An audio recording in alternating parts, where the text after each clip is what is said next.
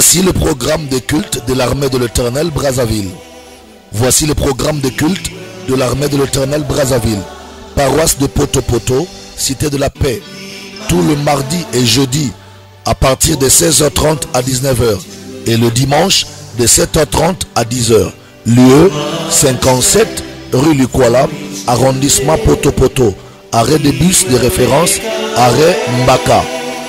Paroisse de la Poudrière, le centre d'évangélisation, tous les mercredis et vendredis à partir de 16h30 à 19h et le dimanche de 7h30 à 10h. Lieu, avenue de la Base, en face du camp militaire GPC, arrêt de référence, arrêt de bus La Ferme, avec l'apôtre évêque Désiré Bansenga, le germe, et que Dieu vous bénisse.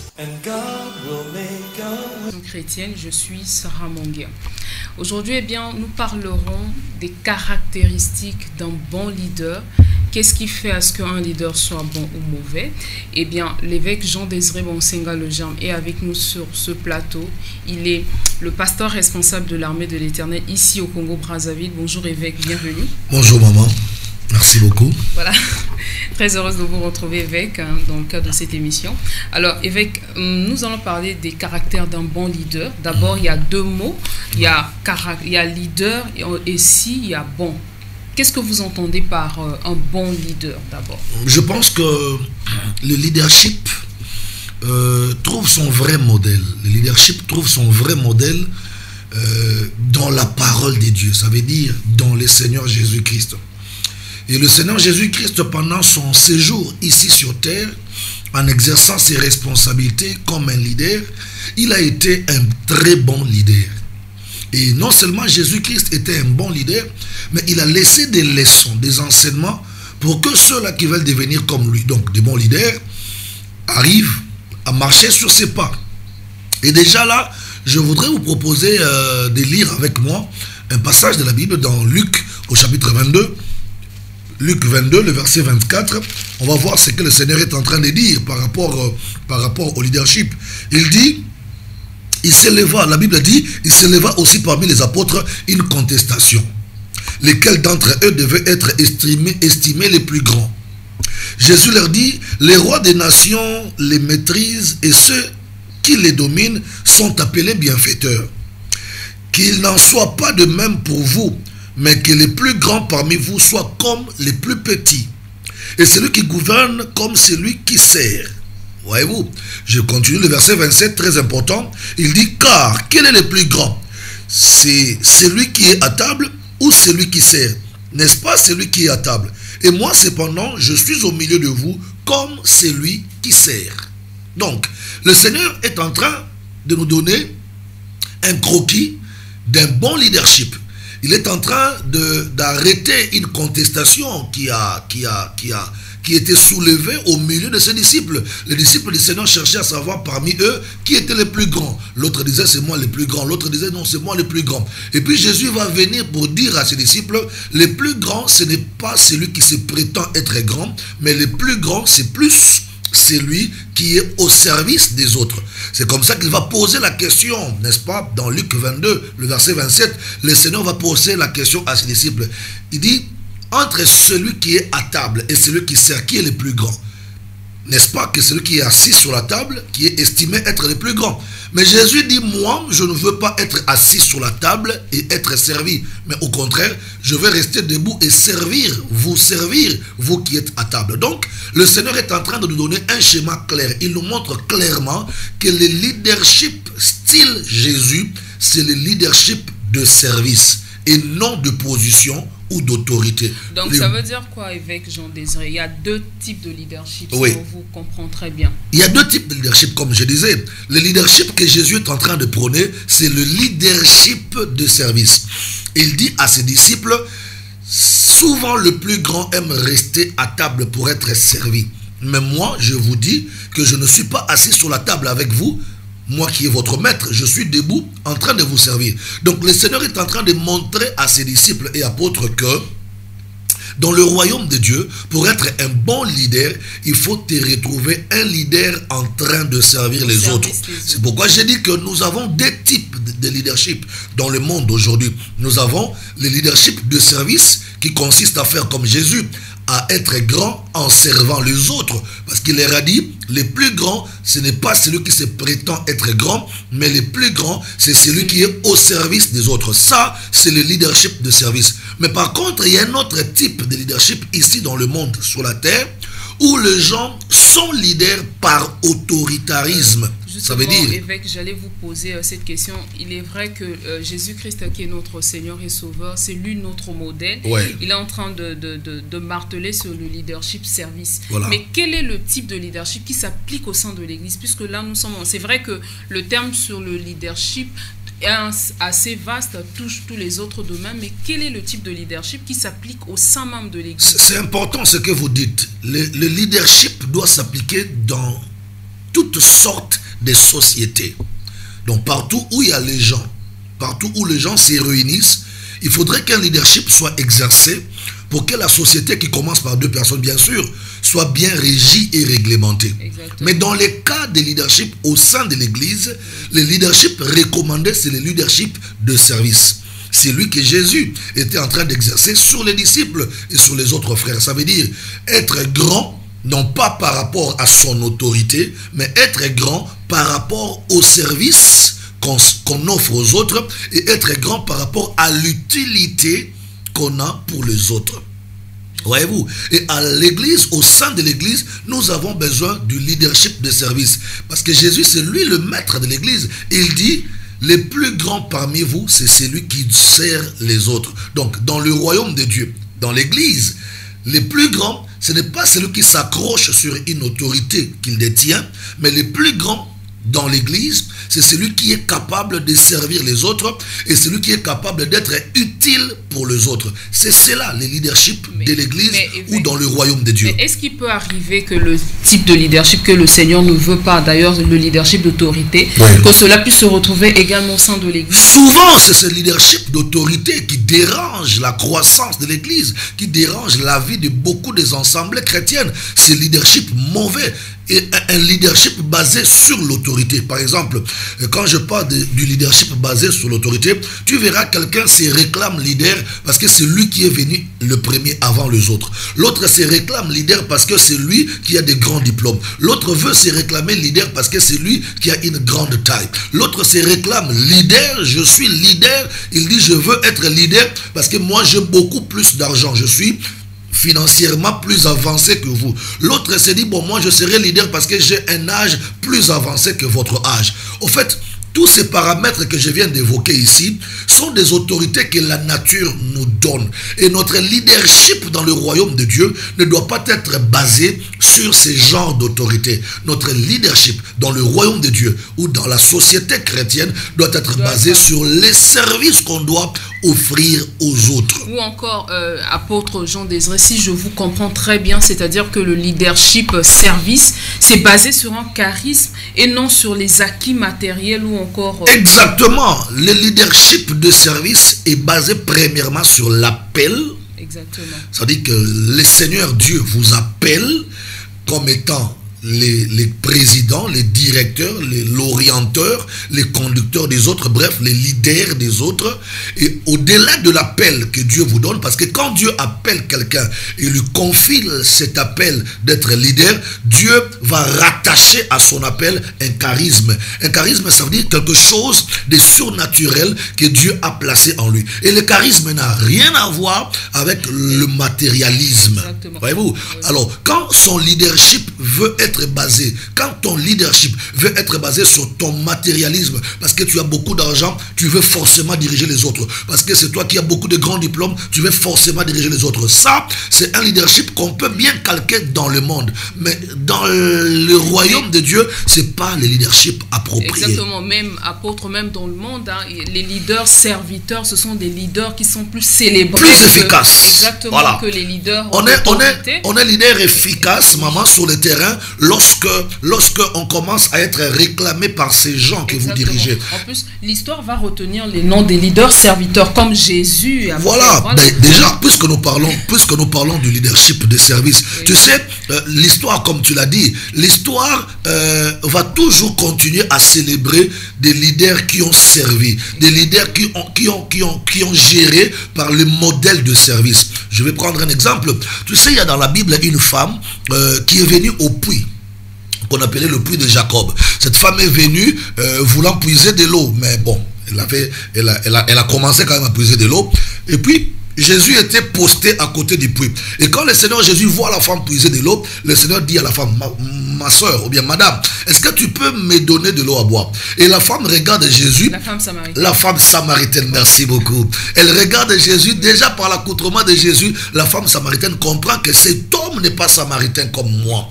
Cet homme est juif. Alors, à l'époque, il y avait un grand conflit entre les Samaritains et les Juifs. Un conflit qui avait envahi même l'aspect religieux. Parce que la femme va dire à Jésus, vous les Juifs, vous priez dans des temples, mais nous les Samaritains, nous montons sur la montagne pour aller prier Dieu. Jésus dit, madame, donne-moi de l'eau à boire. Parce que si tu connaissais le don de Dieu, c'est toi qui allais me donner de l'eau à boire. Alors la femme dit à Jésus, moi te demander de l'eau à boire comment? Parce que tu n'as même pas un récipient là au puits. Exactement. Comment tu vas puiser de l'eau et tu me donneras cette eau? Comment tu pourras puiser et me donner de l'eau à boire? Alors, Jésus dit, madame, tu ne sais pas que moi-même, tel que je suis là, je suis l'eau de vie. Alors, la femme dit quelque chose de très vrai, mais qui n'était pas spirituel. Parce qu'on peut dire la vérité, mais qui n'est pas spirituel.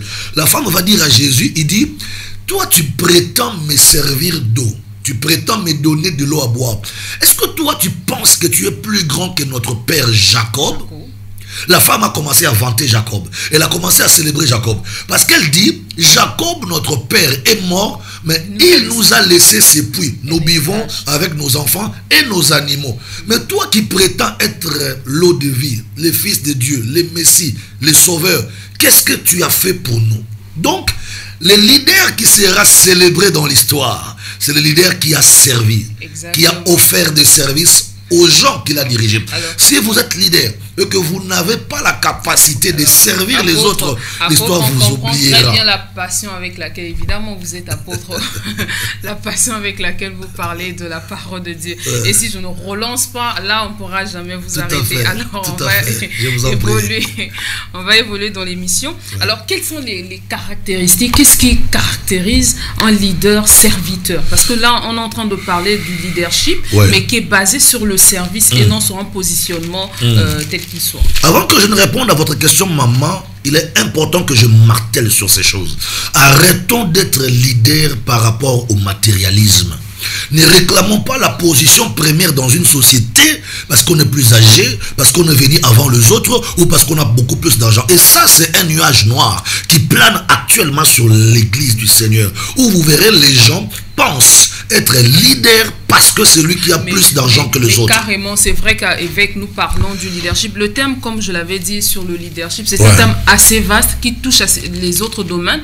On voit même au sein des sociétés, lorsqu'on n'a pas des serviteurs, la société ne pourra pas évoluer. Mais parlons des sociétés, comme vous dites, dans les secteurs séculiers. Vous savez qu'il y a beaucoup de gens qui se réclament être les chefs des autres parce qu'il a des grands diplômes.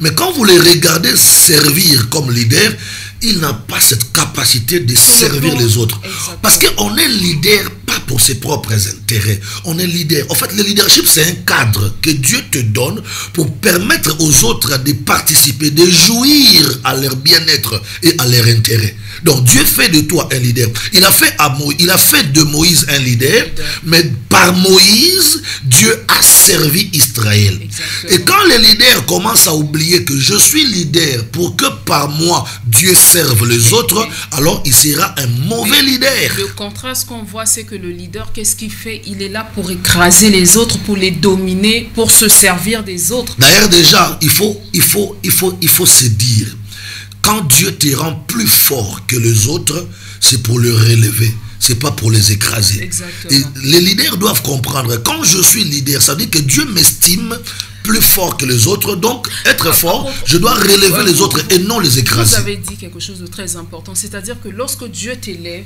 te donne une position plus haute que par rapport aux autres, c'est pour les relever. C'est pour relever. Pour les écraser. Quand un leader commence à tuer, commence à écraser, commence à marcher sur les autres, il a échoué dans sa mission du leader. Finalement, parce qu'on est plus fort. Quand Dieu te rend fort, quand Dieu t'élève, c'est pour que toi, tu relèves les autres. En fait, Dieu, la vision de Dieu est que par un leader, Dieu veut relever les autres, Dieu veut bénir les autres, Dieu veut sauver les autres. Par Moïse, Dieu a permis Israël de jouir à sa délivrance. Le leader doit comprendre que je suis une passerelle, je suis un canal, je suis un tuyau par lequel la grâce de Dieu doit atteindre la société. Le contraire, c'est du chaos. Mais justement, le leadership, on va évoluer, le leadership que l'évêque est en train d'évoquer, est-ce que c'est pas là on tend vers la perfection du leadership? Parce que c'est pas assez facile, évêque, que tu sois là en train de servir les autres, mais c'est vrai qu'il y a aussi les ingratitudes qu'on peut reconnaître, qu'on rencontrer dans son leadership. Est-ce qu'on va continuer toujours à servir les autres? Tu sais, il y a une question que tu m'as posée, je n'ai pas encore répondu, j'y reviendrai. Mais là, on est dans la parenthèse qu'on a ouverte tout à l'heure. C'est ce que tu as dit. Être leader, c'est très difficile. Ce n'est pas chose facile. Je vais le dire quand je parlerai des caractéristiques d'un bon leader. Être leader, c'est pas facile, c'est très difficile. Mais à quel moment le leadership devient facile? C'est quand qu'est-ce que je dis? C'est quand le leadership est un appel pour toi. En fait, le leadership est facile à exercer quand Dieu t'appelle à cela. Mais quand Dieu t'appelle pas à cela et que tu veux t'accrocher toi-même par ton matérialisme, c'est là où le leadership devient compliqué et difficile. Apôtre, on a ouvert une parenthèse qui est assez grande. Vous êtes conférencier, d'ailleurs vous enseignez sur le leadership, mais vous parlez de l'appel. Est-ce que cet appel-là, c'est seulement appel à devenir pasteur ou encore on reçoit l'appel à servir Dieu autre part aussi? Le contexte appel, c'est dans un sens global. Quand je dis que pour être leader et le faire facilement, sans contrainte, sans difficulté, il faut attendre l'appel de Dieu. C'est-à-dire qu'il y a des gens à qui Dieu a donné des capacités surnaturelles pour être les dirigeants des autres. En fait, être leader, c'est un don, c'est un appel, c'est quelque chose d'inné que Dieu enfouit dans quelqu'un pour qu'il soit capable de diriger les autres. Alors, si le leadership que vous exercez, c'est par un appel de Dieu, vous constaterez que ce leadership ne vous compliquera pas, ça ne sera pas difficile. Parce qu'à côté de chaque appel, il y a un rattachement de charisme, ça veut dire de dons qui accompagneront votre appel. Ça veut dire, en gros, on peut recevoir aussi l'appel de Dieu pour être journaliste, pour être avocat, footballeur, technicien, économiste, politicien. Pasteur. Chacun de nous dans son domaine, si tu es chrétien, il faut veiller à ce que Dieu t'appelle à demeurer dans ton domaine. Exactement. Parce que là aussi, il y a un problème dans la société, maman. Le vrai problème de la société aujourd'hui, c'est quoi? Les gens se retrouvent là où Dieu ne le voit pas. Tu veux t'accrocher dans un secteur, dans un domaine où Dieu ne te voit pas. Dieu ne t'a pas appelé dans le pastorat. Pourquoi tu te retrouves pasteur? Tu t'improvises. Dieu ne t'a pas appelé politicien. Pourquoi tu te retrouves dans la politique? Dieu ne t'a pas donné un appel d'être économiste, d'être technicien. C'est justement ce genre de leader qui bascule dans l'autorité. Parce qu'on n'a pas été appelé par Dieu à exercer le leadership dans ce domaine, on sera démuni du charisme qui devrait vous accompagner. Parce que le leadership, c'est un art. Justement. Voilà. Manquant ce charisme-là qui pouvait vous aider à être leader, vous serez obligé de basculer de l'autre côté. Exactement. Où vous verrez quelqu'un conscient qu'il n'a pas l'appel d'être ce qu'il est, conscient qu'il n'a pas le charisme et les dons de Dieu pour faire ce qu'il veut faire, alors il va commencer à s'accrocher sur le matérialisme, il s'accroche sur son argent pour influencer les autres, il s'accroche sur son pouvoir pour influencer les autres, il s'accroche sur ses diplômes, il s'accroche sur des choses qui sont très matérielles et qui n'ont rien à voir avec l'appel de Dieu. Voilà. Alors, si vous nous rejoignez, vous êtes bien sur la radio-télévision Armée de l'Éternel et c'est Espoir et Vie, une production de l'Armée de l'Éternel Brazzaville, avec l'évêque Jean-Désiré Bonsenga. Nous parlons des caractères d'un bon leader. Tout ce qu'on vient de dire précédemment, c'est juste une grande parenthèse parce qu'autour du leadership, il y a plusieurs choses qui se greffent là dedans. Alors, l'évêque, la question que je vous avais posée, c'est que quelles sont les caractéristiques d'un leader serviteur? Parce que le type de leadership que la Bible nous recommande de pratiquer, c'est le leadership. Le premier caractéristique d'un bon leader, c'est l'humilité. L'humilité. Je voudrais rapidement lire dans Luc 14. Luc 14, verset 7, la Bible déclare: il adressa ensuite une parole aux conviés, en voyant qu'ils choisissaient les premières places. Et il leur dit: lorsque tu seras invité par quelqu'un à des noces, ne te mets pas à la première place, de peur qu'il n'y ait parmi les invités une personne plus considérable que toi.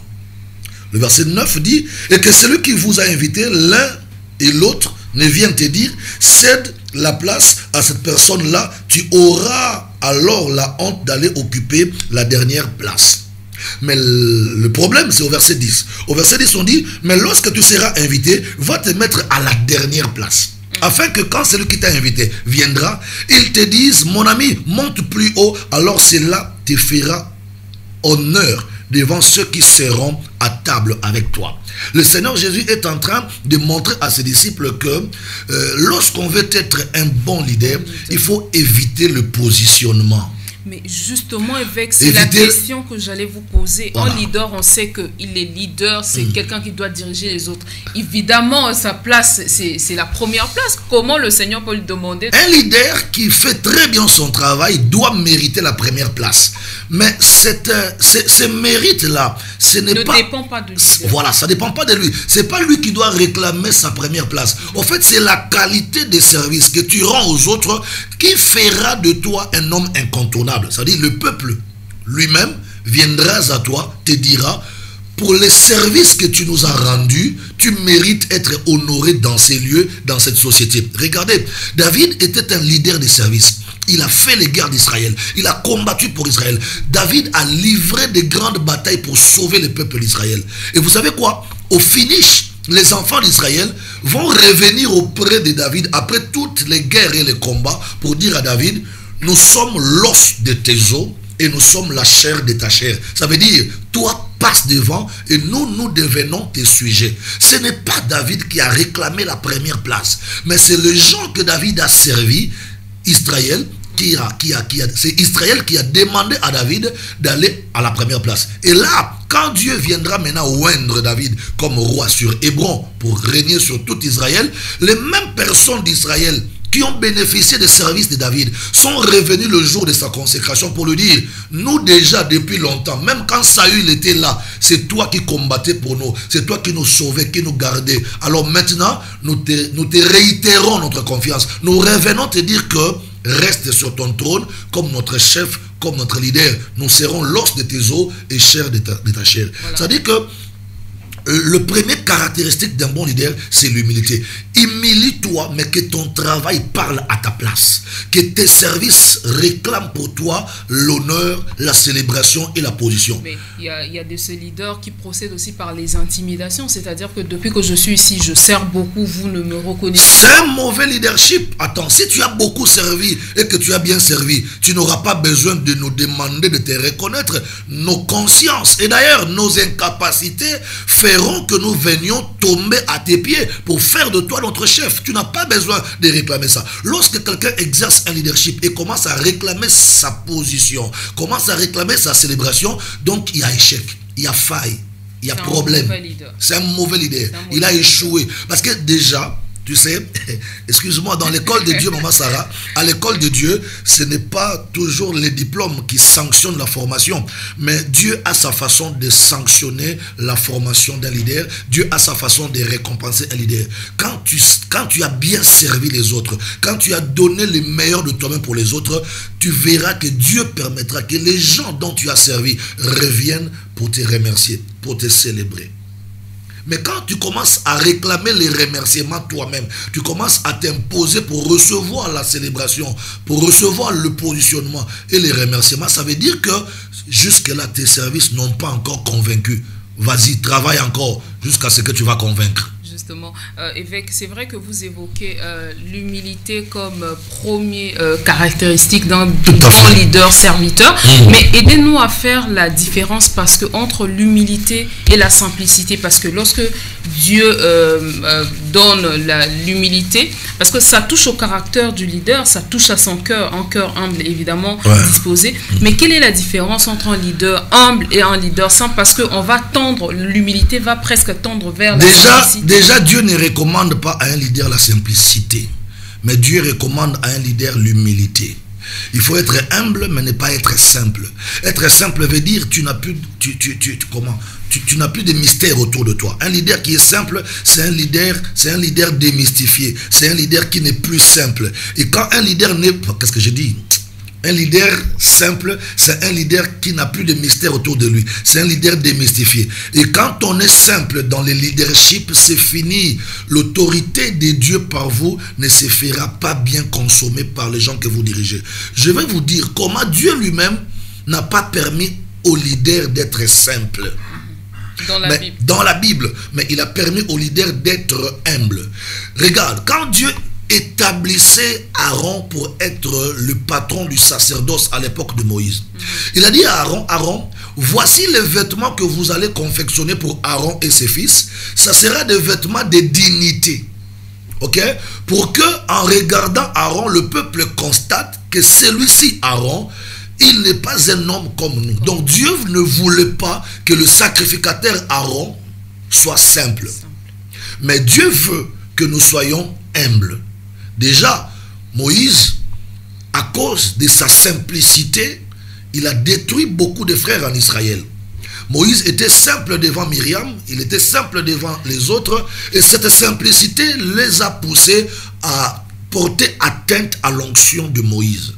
Donc, quand un leader est simple, il devient un danger public. Parce que sa simplicité poussera aux gens de faire de lui ce que Dieu n'autorise pas de faire à un leader ouin. Oui. Mais par contre, l'humilité, c'est ce que Dieu nous recommande.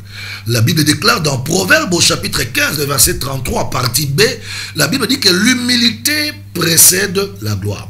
Et plus loin encore, la Bible, ça c'est Jésus qui dit, il dit l'humilité c'est considérer celui qui est en face de toi comme étant supérieur par rapport à toi. Ça c'est le caractéristique d'un bon leader. Mais la simplicité pour un bon leader, c'est dangereux. Un leader très simple parmi ces gens qu'il dirige, il sera un danger pour eux. Voilà, il sera un danger pour eux. Ouais. Mais évêque, on se rend compte que dans les caractéristiques que vous donnez, ça se retrouve en un seul homme. C'est Jésus-Christ qui est notre modèle, évidemment. Mais comment un leader peut échapper à la simplicité alors qu'il vit dans une société? Parfois, pour un jeune leader que Dieu a appelé au ministère, il vit par exemple dans une cour commune. Qu'est-ce qu'il doit faire? C'est-à-dire, il doit s'enfermer dans sa maison? Non. Pour éviter la simplicité dans la vie d'un leader, il faut seulement entretenir sa personnalité. Nous avons fait avec vous une émission sur ce plateau où nous avons parlé de la personnalité et du personnage. Un leader peut briser, il peut briser sa personnalité lui-même, et en brisant ta personnalité, tu deviens un homme simple. Et les gens que tu diriges commenceront à vouloir porter la main sur toi. Exactement. Voyez-vous, c'est ce que Moïse a fait. Moïse a détruit sa personnalité en allant prendre une femme étrangère. Et cet acte que Moïse avait posé, a poussé à ses frères et sœurs de porter la main sur lui. Attention, en tant que leader, si tu ne fais pas attention, à ta façon de te conduire, tu peux briser ta personnalité. Et quand tu brises ta personnalité, les gens croiront que tu es semblable à eux. Or, en réalité, quelqu'un que Dieu a appelé comme leader n'est plus semblable aux gens qu'il dirige. Un leader, c'est un voyant. Et les gens qu'il dirige sont des aveugles. C'est pas moi qui le dis, c'est Jésus. Jésus dit qu'un aveugle ne peut pas conduire les autres aveugles. Il parlait de qui? Il parlait des leaders. Pour que tu sois leader, tu dois voir, conduire les autres. Et toi, tu seras différent de ceux-là que tu conduis. Parce que toi, tu vois, mais eux ne voient pas. Voilà. Donc, excusez-moi un moment. Donc, pour un leader, Dieu nous recommande d'être humble. Mais Dieu ne nous demande pas d'être simple. Je sais que ce que j'ai dit, ça va choquer beaucoup mes amis. Il était important, évêque, que nous fassions cette nuance entre la simplicité et l'humilité. Voilà. C'est très important. Voilà. Alors, évêque, on va évoluer. La simplicité va pousser à tes gens de pécher contre toi et de pécher contre Dieu. Parce que tu leur as donné les accès. Tu as ouvert les portes et ils sont capables d'entrer et toucher ta personnalité. Et Dieu ne veut pas ça. Quand un leader devient un danger pour les gens qu'il dirige, il ne sera plus une bénédiction, il devient une malédiction pour eux. Voilà. Donc, un leader humble, oui, mais un leader simple, non. Voilà, ce sont les mots de l'apôtre. Alors, le leader serviteur, ça c'est le modèle que la Bible demande pour un leadership, pour quelqu'un qui veut assumer les responsabilités, que ce soit au sein de l'Église ou encore dans la société. Évidemment, le monde a besoin des leaders serviteurs pour évoluer. Évêque a donné dans un premier temps les caractéristiques, c'est-à-dire que ce qui caractérise un bon leader serviteur, c'est d'abord l'humilité. Évêque, est-ce qu'il y a d'autres caractéristiques d'un bon leader serviteur? Et deuxième caractéristique d'un bon leader, un vrai leader, c'est celui qui sert Jésus.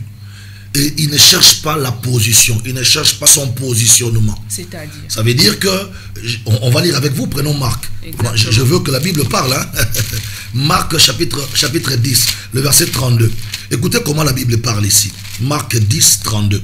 La Bible dit ici dans Marc 10, 32, ils étaient en chemin pour monter à Jérusalem et Jésus allait devant eux. Les disciples étaient troublés et les suivaient avec crainte. Et Jésus prit de nouveau les 12 auprès de lui et commença à leur dire ce qui devrait lui arriver. Voici, nous montons à Jérusalem et le Fils de l'homme sera livré aux principaux sacrificateurs et aux scribes. Ils les condamneront à mort et ils les livreront aux païens, qui se moqueront de lui, cracheront sur lui, le battront de verges et le feront mourir. Et 3 jours après, il ressuscitera. Le verset 35, le fils de Zébédée, Jacques et Jean, s'approchèrent de Jésus et lui dirent, Maître, nous voudrions que tu fasses pour nous ce que nous te demanderons.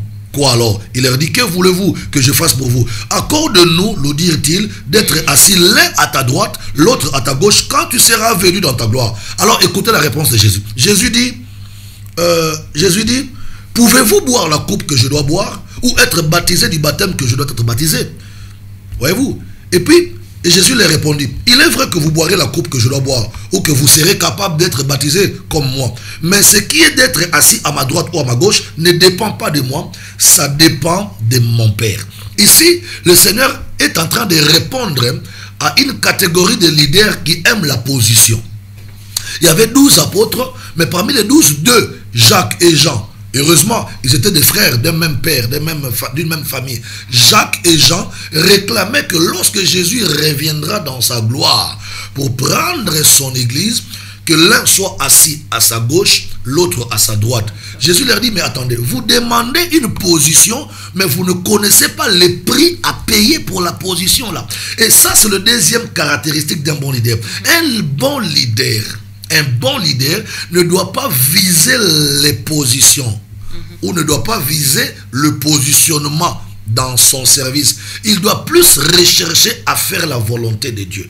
Parce que Jésus a dit à Jacques et à Jean, vous cherchez la position d'être à ma droite et à ma gauche, mais vous oubliez qu'il y a un baptême à subir, il y a une coupe à boire. Commencez d'abord par le baptême, par la coupe, ça veut dire commencer d'abord par le service, rechercher d'abord la volonté de Dieu avant que vous n'arriviez à avoir la position dont vous voulez. La position, c'est vrai que lorsque le ministère grandit, le leader, qu'il soit bon leader comme la Bible nous le recommande, veut aussi se positionner son ministère, c'est-à-dire que le ministère soit connu. Mais comment alors faire la volonté de Dieu? Lorsque vous parlez de faire la volonté de Dieu, évêque, vous faites allusion exactement à quoi? Non, maman Sarah, je voudrais d'abord revenir sur un petit détail que tu viens d'évoquer là. La course vers le positionnement tue les leaderships. Et la course vers le positionnement tue la société. Regardez actuellement notre société, surtout la société africaine du centre. Quand je parle de la société africaine du centre, je parle de l'Afrique centrale. Ce qui détruit notre société en Afrique centrale, c'est cette course vers le positionnement. Tout le monde veut avoir. Mais c'est mauvais de se vouloir se positionner. En leadership, c'est mauvais. Comme on dit à Lingala, bongaï. Vouloir être moi. Ici, c'est moi. Sans moi, rien ne peut marcher. Après moi, ça sera le chaos. Il y a des gens qui ne jurent que par moi. Ils jurent que par lui-même. Au lieu de vouloir faire la volonté de Dieu et que les gens que vous gérez vous réclament, Vous voulez faire la course vers le positionnement. C'est comme ça que Jésus a répondu à Jacques et à Jean. Il dit, mais attendez, vous voulez être assis, l'un à ma gauche, l'autre à ma droite. Mais vous oubliez qu'il y a des préalables. Avant d'arriver à la position, il y a d'abord la course vers la volonté de Dieu. Avec ça, c'est la guerre qu'on vit à l'église actuelle. Pas seulement à l'église. Pas seulement à l'église. Dans tout le domaine de la société. Dans tout le domaine. Pas seulement à l'église, Maman Sarah. Ne soyez pas l'avocat des autres pasteurs. Non, je ne suis pas avocat des autres pasteurs, mais je veux être vrai. Cette crise-là n'est pas seulement à l'église. Dans toute la société en Afrique centrale. Regardez même chez les politiciens. Ils sont derrière la position. Mais c'est l'église justement qui est la lumière, qui est le modèle et non les politiciens. Vous avez raison, mais ce n'est pas seulement l'église ce n'est pas seulement au sein de l'église où nous voyons la course vers la position. La course vers la position est un mal qui ronge toutes les sociétés en leadership. Et c'est ce qui freine le développement. Ça freine beaucoup de choses et ça détruit même les leaders eux-mêmes. Regardez, citez-moi le nom d'un leader qui a travaillé pour sa position et dont aujourd'hui l'histoire est en train de célébrer. C'est qui? Dans tout le secteur de la vie, église, économie, armée, sport, il n'y en a pas et il n'y en aura pas. De ce combat, de chercher le positionnement, ça fragilise le leadership. Déjà, quand vous êtes un leader, vous ne voulez pas faire la volonté de Dieu. Donc, vous ne voulez pas servir les autres. Vous voulez vous créer votre propre position. Vous êtes en train de vous détruire et de détruire les souvenirs que les gens pouvaient garder pour vous. Parce que la Bible dit que tout ce qui est bâti sur le mal, sur les péchés, finira par s'écrouler. Donc, évêque, en résumé, c'est-à-dire que faire la volonté de Dieu, c'est faire ce pourquoi Dieu vous a établi leader. Exactement. Servir les autres. Et je vais vous compléter. Quand vous serez en train de faire la volonté de Dieu, ou en train de faire ce pourquoi Dieu vous a appelé, c'est Dieu-là qui vous a appelé vous récompensera. C'est en ce moment-là que ce que vous appelez position, bénédiction, élévation viendra. Mais mettre la charrie devant le bœuf, ça c'est un chaos contre toi-même et contre la société que tu diriges. On commence d'abord par servir les autres parce que c'est ça la volonté de Dieu, et en faisant cette volonté de Dieu, le Seigneur vous récompensera par la suite. Voilà. Nous sommes aux deuxième caractéristique d'un bon leader. Évêque, on va évoluer. Est-ce qu'il y a une troisième caractéristique, il y a un quatrième, il y a un sixième, il y a un cinquième? Le troisième caractéristique, c'est qu'un bon leader doit apprendre à abandonner ses droits, à oublier ses droits pour commencer à chercher à servir les autres. Mais évêque, franchement, comment un leader, il a les besoins, il a une famille, on peut demander à un homme d'abandonner complètement ses droits pour servir les autres. Mais c'est clair, nous avons lu ça dans Marc 10. Jacques et Jean sont en train de dire à Jésus, parce qu'ils étaient parmi les disciples qui sont venus avant les autres. Ils réclamaient leur droit d'ancienneté pour dire à Jésus, Seigneur, quand ta gloire commencera ici sur la terre, nous les anciens qui sommes venus avant dans ton ministère, ne n'oublie pas, moi à gauche et mon frère à ta droite. Jésus leur dit, c'est bien bon ce que vous demandez, ce sont vos droits parce que vous êtes arrivés les premiers, mais avant d'accéder à ces droits-là, vous devez savoir qu'il y a d'abord d'autres préalables. Faites d'abord à ce que les autres soient servis. Quand les autres sont servis, les autres vont oublier ta position. Ils vont te laisser ta position. Tu sais, Mansara, excuse-moi Mansara. Tu sais pourquoi les gens ne te dérangent pas dans ta position que tu occupes? Pour que les gens ne t'embêtent pas dans les avantages que tu as en tant que leader? Apprends à les servir. Quand quelqu'un se retrouve, il a sa part. Il va t'oublier. Tu penses que tel que nous sommes sur ce plateau-là, on commence à servir la nourriture à moi, à toi, aux techniciens, aux réalisateurs. Qui va s'occuper de l'autre? Parce que chacun a son repas devant lui.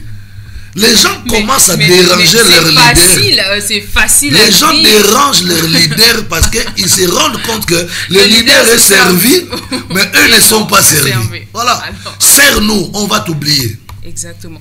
Mais évêque, c'est vrai que ce que nous sommes en train de dire sur ce plateau, c'est facile à dire, mais dans l'applicabilité, dans l'application, c'est carrément, c'est difficile. C'est difficile si tu n'as pas été appelé à ça. J'insiste encore, je réitère à mes propos. Le leadership est difficile, c'est compliqué pour ceux qui n'ont pas reçu l'appel à faire ça. Mais quand Dieu t'a appelé pour être un leader, tu constateras, tu verras que ça ne sera pas facile. Ça sera spontané en vous. Ça va couler parce que c'est un appel. Tu sais, quand quelqu'un est dans son appel, il ne va pas forcer les choses. Les choses vont aller, ça va couler, ça va rouler comme sur des roulettes. Mais surtout, le troisième point que vous êtes en train d'évoquer, c'est assez difficile. Ça, s'oublier carrément, ça veut dire abandonner ses droits, ça veut dire s'oublier carrément et considérer désormais que les intérêts des autres. Et c'est ça que Dieu va penser à vous. C'est quand tu t'oublies. En fait, c'est même le quatrième caractéristique. Mais la Bible est assez dure avec les leaders. C'est pourquoi la Bible ne recommande pas aux gens de se précipiter, de diriger les autres. Et quelque part, la Bible même dit que les dirigeants seront jugés sévèrement par Dieu. Parce qu'être dirigeant, c'est pas facile. Être leader, c'est pas facile. Les gens pensent que c'est facile. En fait, ce sont le mauvais et le faux leader qui ont fait comprendre aux autres que être leader, c'est bien.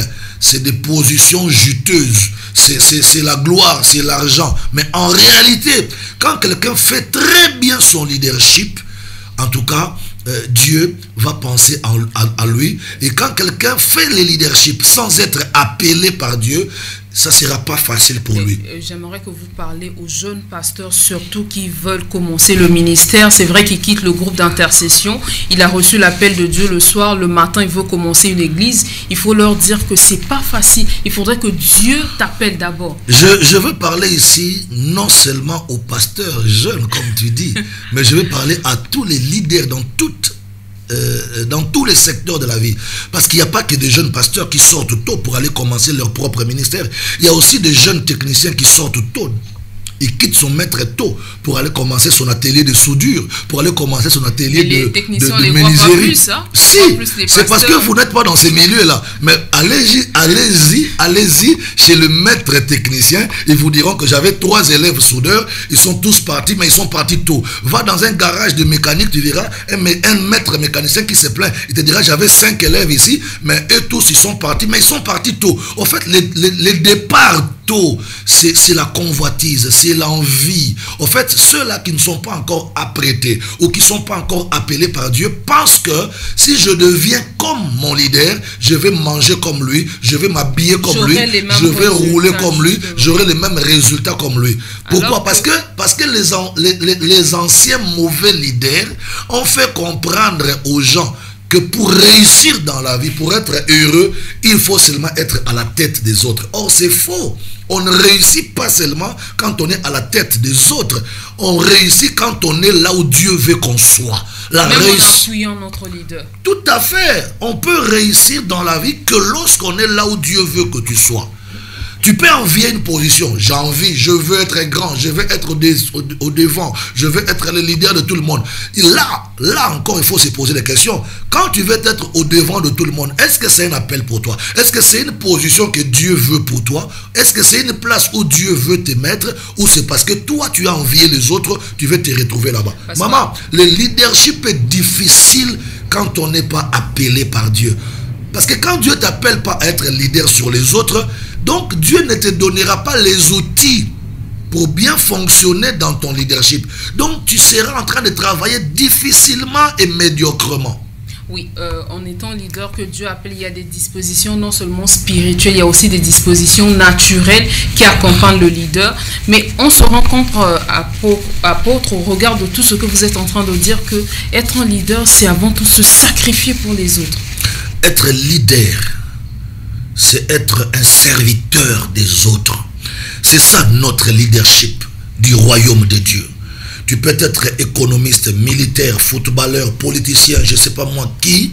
Si tu es chrétien et que tu veux être au-dessus des autres, ne cours pas d'abord vers la position que tu cherches, mais va d'abord rendre service. Sers les autres. En servant les autres, tu deviendras leur chef automatiquement. Attends, je vais enrichir, maman, ce que je suis en train de dire. Vous savez, il y a un jeune homme qui s'appelait Jephthé. Jephthé fut un garçon que son papa a eu hors mariage. Hors mariage. Merci beaucoup. J'ai cherché le mot propre pour dire ça. Oui. pour ne pas tiquer les sensibilités. Exactement. Alors, Jephthé va se retrouver un jour chassé par ses propres frères. Ses frères lui ont dit, tu ne régneras pas avec nous, tu n'hériteras pas avec nous dans la maison. Et Jephthé était chassé. Mais quand Jephthé était chassé, le papa voyait que son fils partait de la maison. Le papa n'a rien dit. Jephthé s'est retrouvé hors du toit parental. Et la Bible dit, il va se retrouver dans le pays des Tob, où il va s'associer aux gens démunis, dépouillés, rejetés, marginalisés comme lui. Mais là-bas, Jephthé commence à faire quelque chose. Et ce que Jephthé était en train de faire, le service que Jephthé rendait dans le pays de Tob, a crié, a parlé. Ok? Et quand ces services ont parlé, ont crié, les témoignages de ce que Jephthé faisait comme service commençaient à courir dans le pays. Alors ses frères vont revenir vers lui pour lui dire, notre frère Jephthé, nous t'avons chassé, c'est vrai, excuse-nous, mais là, nous avons besoin de tes services. Est-ce que tu me comprends? Ils disent à Jephthé, nous avons besoin de tes services. Et quand Jephthé va revenir avec eux pour rendre service en famille, après avoir rendu de bons services à ses frères, eux-mêmes ses frères ont dit à Jephthé, nous te prendrons, nous te mettrons au devant de nous, tu seras le chef dans cette famille.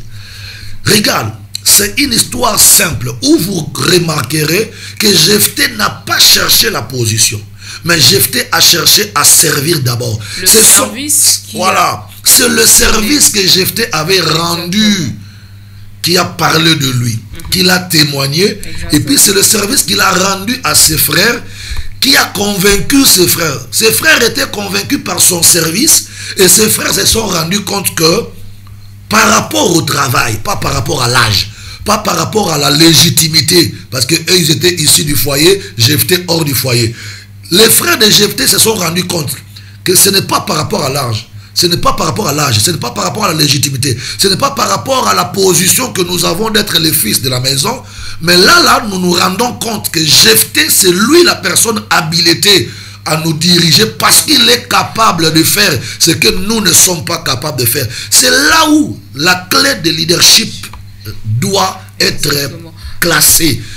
Quand on est leader, on doit être capable de faire ce que les autres ne sont pas capables de faire dans ta corporation, dans ta société. Sois le meilleur en service. Tu seras réclamé leader. Voilà. C'est pas pour rien dans l'école du leadership, généralement on dit que le leadership c'est aussi la responsabilité.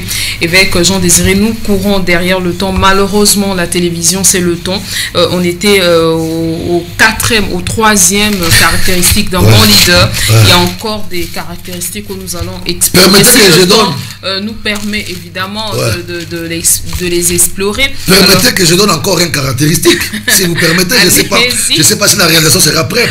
Si vous permettez, prenez par exemple dans Actes chapitre 6, le verset 1 à 6. Est-ce qu'on peut lire Actes 6, 1 à 6. La Bible dit, en ces temps-là, le nombre de disciples augmentant, les hellénistes murmurèrent contre les Hébreux parce que leurs veuves étaient négligées dans la distribution qui se faisait chaque jour. Les 12 convoquèrent la multitude des disciples et dirent, il n'est pas convenable que nous laissions la parole de Dieu pour servir aux tables. C'est pourquoi, frères, choisissez parmi vous cet homme de qui l'on rend un bon témoignage, qui soit plein d'Esprit Saint et de sagesse, et que nous chargeons de cet emploi. Et nous continuerons à nous appliquer à la prière et au ministère de la parole. La Bible dit au verset 5, cette proposition plut à toute l'assemblée. Ils élurent Étienne, homme plein de foi et d'Esprit Saint, Philippe et les autres. Qu'est-ce que je veux dire par là? J'ai lu Acte 6, verset 1 à 6. Je voudrais seulement dire que lorsqu'on est un bon leader, il faut aussi apprendre à décentraliser les responsabilités, à partager les responsabilités, à partager son autorité. Un bon leader ne doit pas être centrique. Ok? Un bon leader ne doit pas tout confisquer. Il faut apprendre à responsabiliser les autres à tes côtés. Tu verras que ton leadership sera efficace et ton travail va avancer avec vitesse. Mais est-ce que du coup, il ne va pas partager la gloire avec les autres? Non, pas du tout. Attends, tu sais, on ne partage pas la responsabilité avec n'importe qui. Nous avons lu dans Acte 6, verset 1 à 6, on dit qu'on a partagé la responsabilité à des frères comme Étienne, comme Philippe, des personnes ayant un bon témoignage, ayant un bon profil. Ce n'est pas des personnes n'importe comment. Et même quand nous remontons dans le Pentateuque, vous verrez que Moïse, quand Jéthro va dire à Moïse, Moïse, ce que tu fais n'est pas bon, tu mourras, tu travailles seul, tu confisques le travail seul, du matin au soir, tu travailles seul, tu fais tout seul, tu n'as pas le temps pour la famille, pour tes enfants.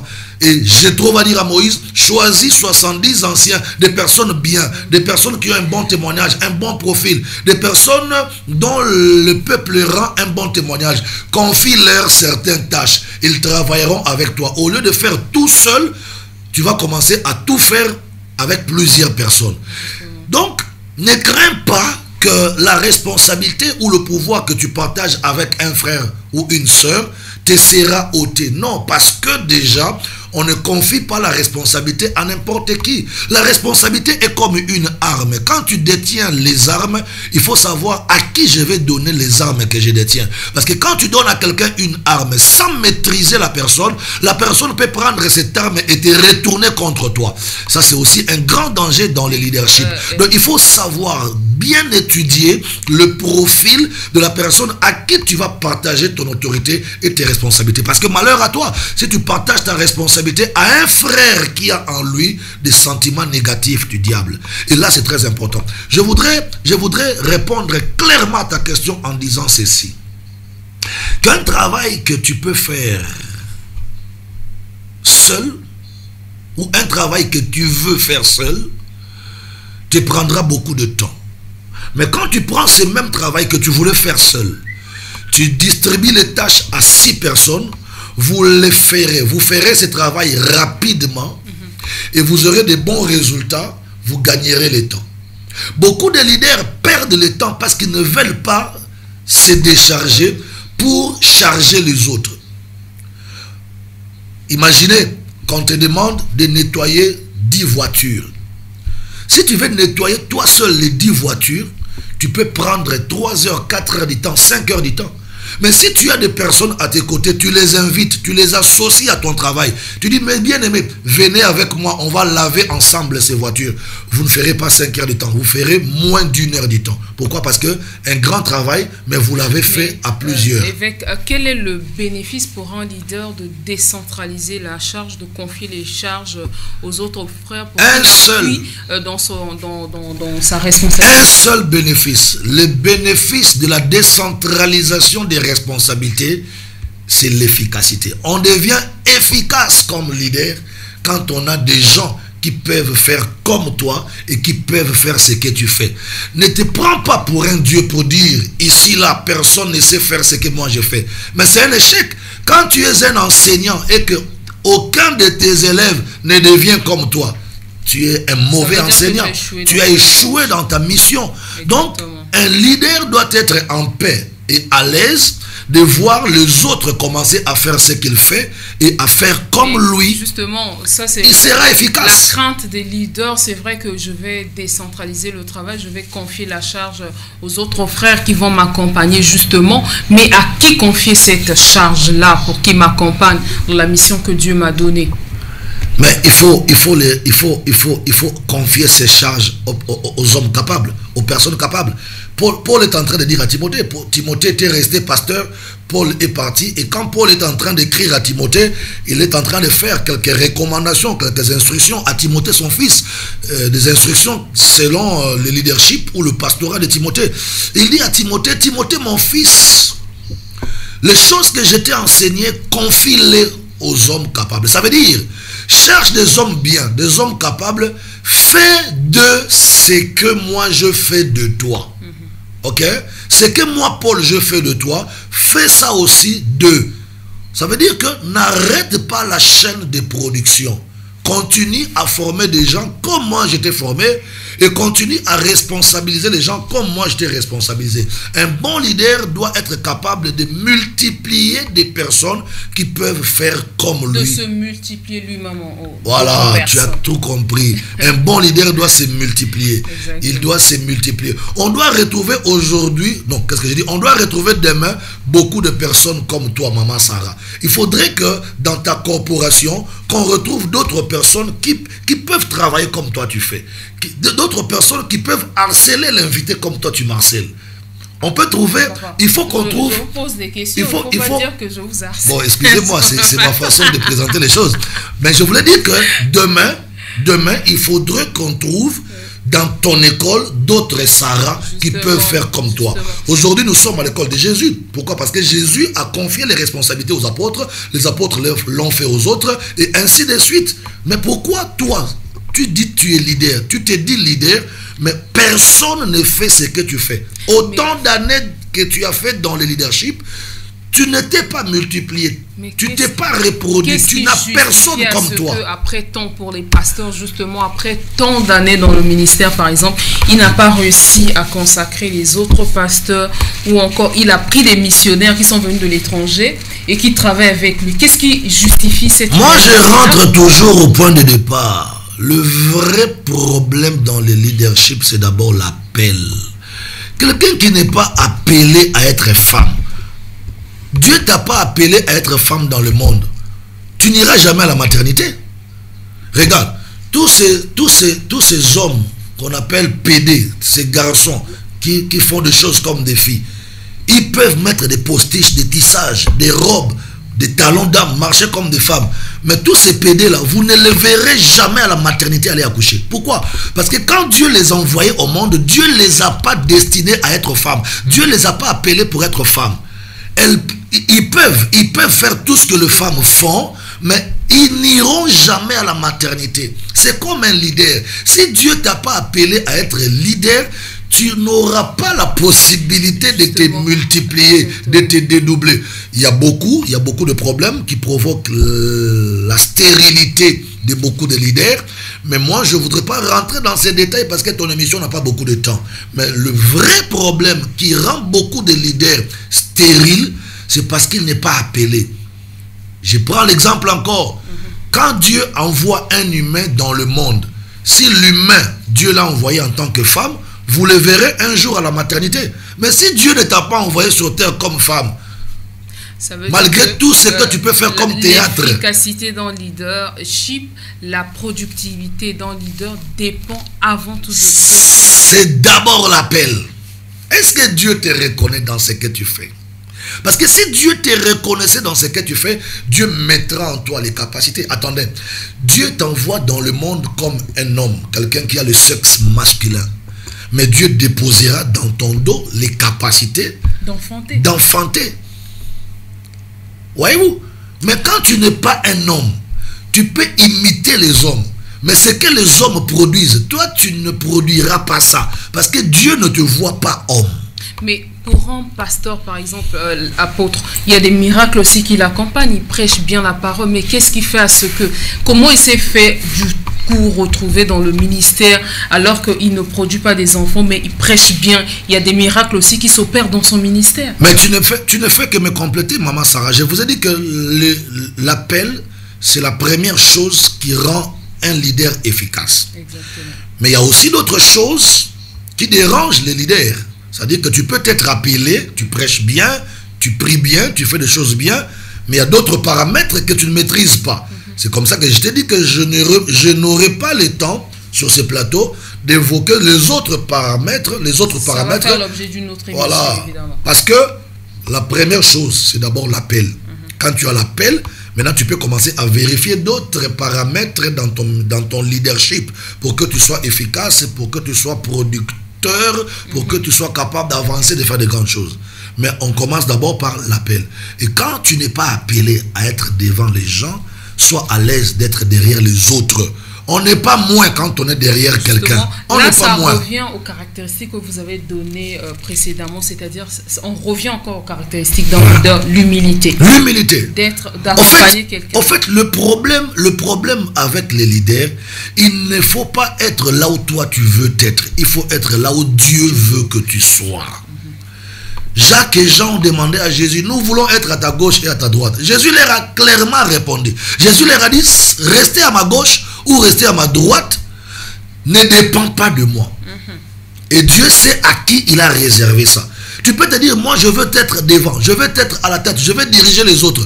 Mais il faut alors vérifier auprès de Dieu si c'est la place ou la position réellement que Dieu a réservé pour toi. Si ce n'est pas le cas, alors tu feras du fiasco, tu auras de problèmes. Comment on va le reconnaître? Est-ce que ça naît par une conviction dans le cœur? On se sent comment?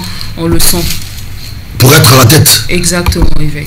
Ah ben, vous savez, quand Dieu appelle quelqu'un, Dieu a beaucoup de passerelles pour faire parvenir l'appel dans la vie d'une personne. Dieu peut appeler quelqu'un par un songe. Dieu passe par le songe pour te dire que je veux faire de toi ceci. Dieu peut passer par une prophétie pour dire à quelqu'un je veux faire de toi ceci. Dieu peut passer par un rêve. Oui. Mais aussi, Dieu peut aussi passer par tes capacités, par tes possibilités. Tu sais, il y a d'autres personnes qui se sont rendues compte qu'ils sont appelés par Dieu, non pas pour avoir reçu une prophétie, non pas pour avoir reçu un songe, mais pour avoir été capable de faire ce que les autres ne sont pas capables de faire. C'est comme ça aussi qu'on peut découvrir un appelé. C'est-à-dire, vous sentez que sa main est facile à faire quelque chose. Ce sont les signes que Dieu l'envoie. C'est parmi les signes. C'est parmi les signes. Pour reconnaître un appelé de Dieu, vous verrez qu'il est en train de faire facilement ce que vous lui demandez de faire. Cette facilité-là, ou cette chose que sa main trouve facile à faire, nous prouve à suffisance de comprendre, nous pousse à suffisance de comprendre que cette personne a quelque chose que les autres n'ont pas. Voyez-vous, la facilité de faire ce que les autres ne sont pas capables de faire, c'est aussi un grand signe d'appel de Dieu dans la vie d'un homme. Justement, évêque, nous sommes arrivés à la fin de cette émission. Merci à vous d'avoir répondu à notre invitation. C'est toujours un plaisir de vous avoir sur le plateau parce que on apprend tellement de bonnes choses, on écoute tellement de bonnes choses venant de vous, évêque Jean Désiré. Merci beaucoup. C'était un grand privilège pour moi de m'avoir permis de transmettre la parole de Dieu sur les ondes. Merci beaucoup. Voilà.